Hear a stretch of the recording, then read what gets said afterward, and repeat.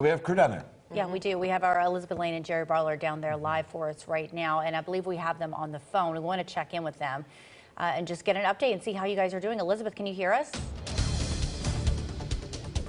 Hi, Nikki and Neil. I am here in living color down in Fort Myers, so very happy to talk to you guys. We have been through quite the last 24 hours here, but I want to show you just some of these early bands of Hurricane Ian that are making their way into Florida here. I'll sort of walk you through what our plan has been so far. We actually left Tennessee about 24 hours ago. We drove all the way down to Florida, showed up, and there was no room at the inn, no accommodations made, so we were able to negotiate with a very nice man who let us stay in his Airbnb, but come to find out that Airbnb was actually in a 9-foot storm surge zone. So we woke up early this morning to find out that the water was already starting to come up.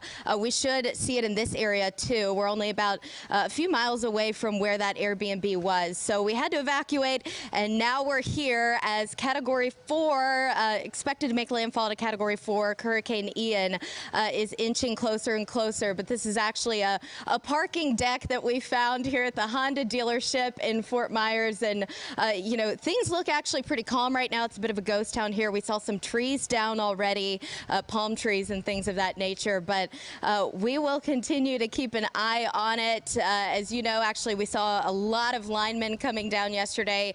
Florida Governor Ron DeSantis reporting they have about 28,000 crews already on standby. All of the major telephone companies are here ready to restore this service, as they do expect some people could be out of service for 3, 5, even 7 days with the impact here and the strength that Hurricane Ian is expected to bring. Of course, we're reporting live in Fort Myers. We'll send it back to you. We'll check in later.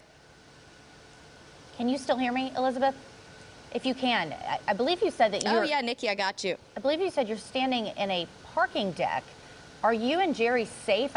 You're just in your car. This doesn't seem very safe to me when a hurricane is moving in. Do you have a safe place to go?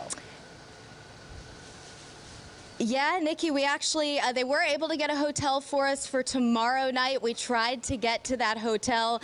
They wouldn't let us in. They said it's their safety protocol. There have been tornado warnings spinning up all over the place. So we are doing our best to stay safe. I'll tell you, I've covered many hurricanes. I've lived through many hurricanes as a Floridian, but feels a little bit unsafe to not have a home base here in a Category 4 storm approaching.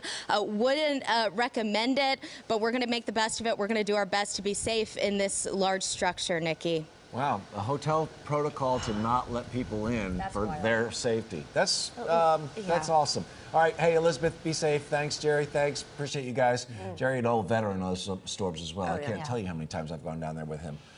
He knows the lay of the land. We know they're going to be safe, and Elizabeth's a Floridian, so they, they're smart. It's not going to hit Fort Myers. It's just going to pound them with rain and push up water into that inlet there, where Fort Myers is. Yeah, but even then, like, I mean, there's only one bridge that connects Fort Myers to Port Charlotte and up towards Venice, and that whole area is expected to experience, Marcus, you've been working on it, about 15 feet worth of storm surge. Yeah, it's going to be fairly high. That's what we're going to talk about, too, because of how the storm track is going. Fort Myers, Cape Coral are going to really see the brunt of this storm surge, while Tampa, while we were talking about yesterday, they could see the most of it. It's now not going to be as much, if anything, for them, just based off of how Ian is moving at this time.